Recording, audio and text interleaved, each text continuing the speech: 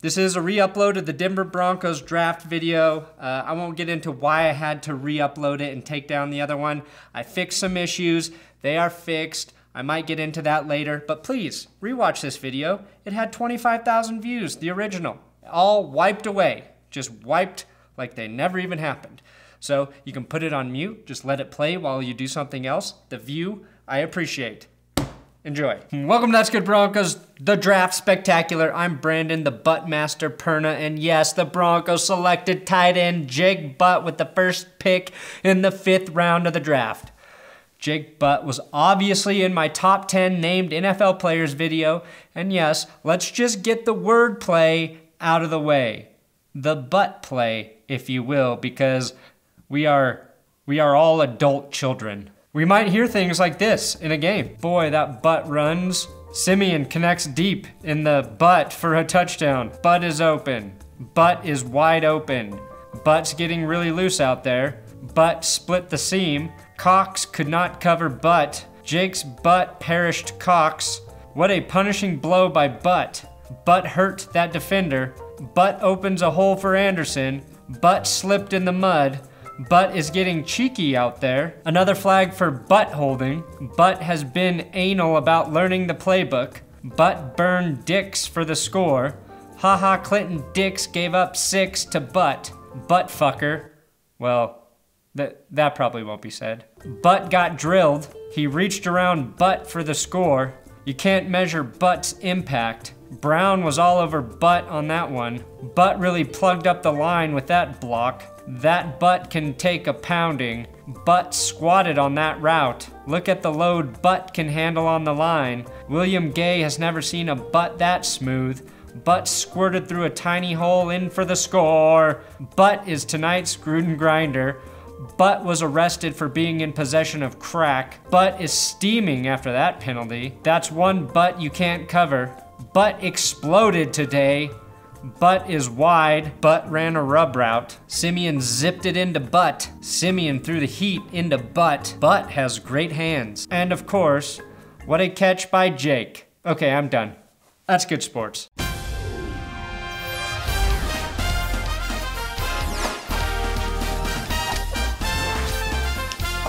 This episode is sponsored by SeatGeek. You can download the SeatGeek app with the link in the description. Use my promo code ThatsGood and you will get $20 off your first SeatGeek order.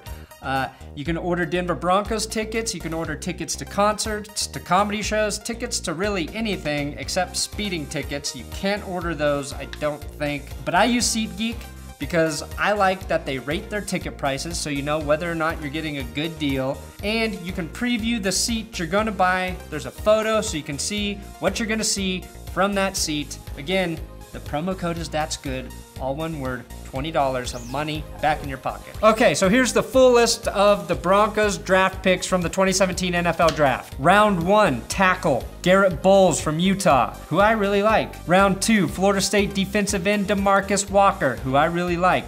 Round 3, Louisiana Tech wide receiver / returner Carlos Henderson, who I really like.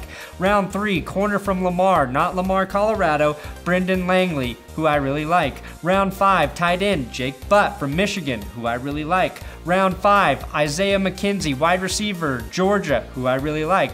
Round 6, running back D'Angelo Henderson from Coastal Carolina, who I really like.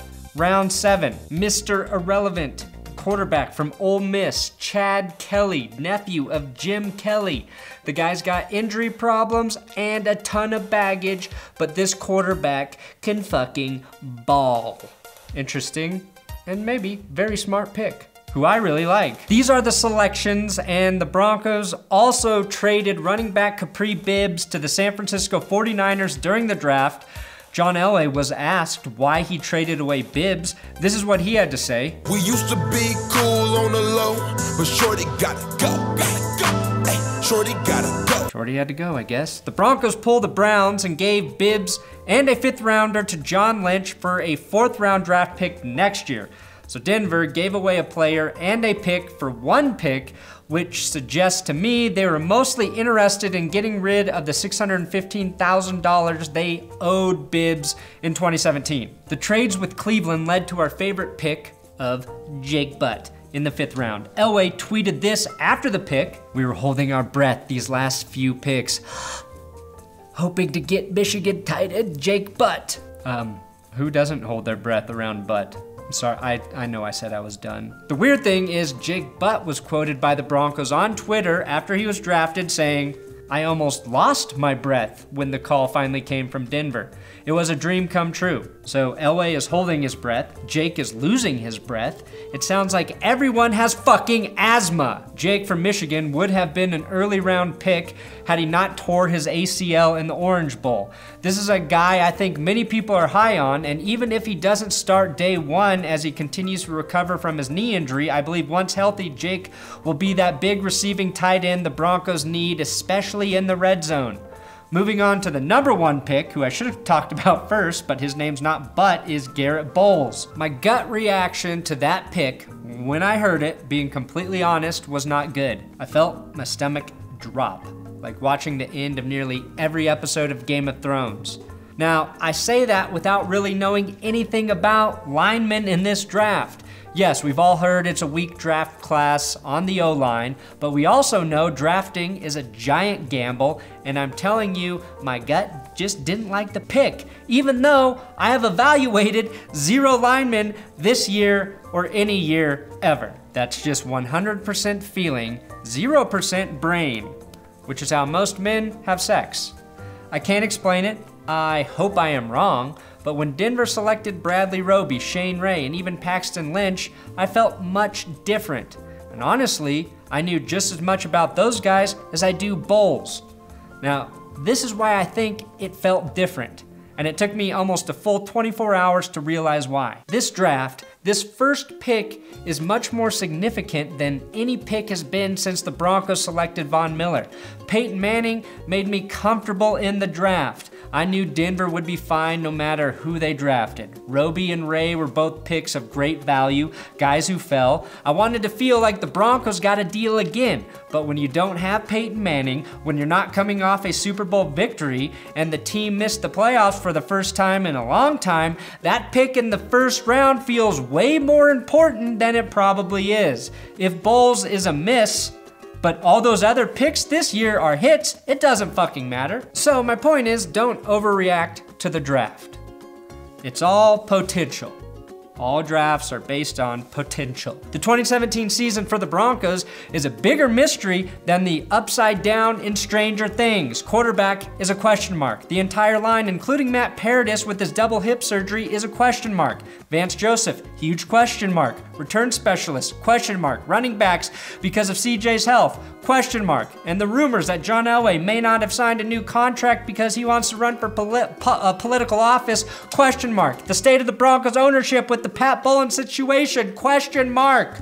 There's so much uncertainty right now outside of the defense that Bolles, even if he turns out to be a 10-year starter, does not feel like he can come in and immediately erase the long-term concerns I have about the team, and that's kind of what you hope for with the 1st round draft pick. Now, Garrett Bolles did win me over, and he won me over hard with his nasty prick remark. And since I cannot use the Broncos players' words that come directly out of their mouth, I will just quote Garrett Bolles.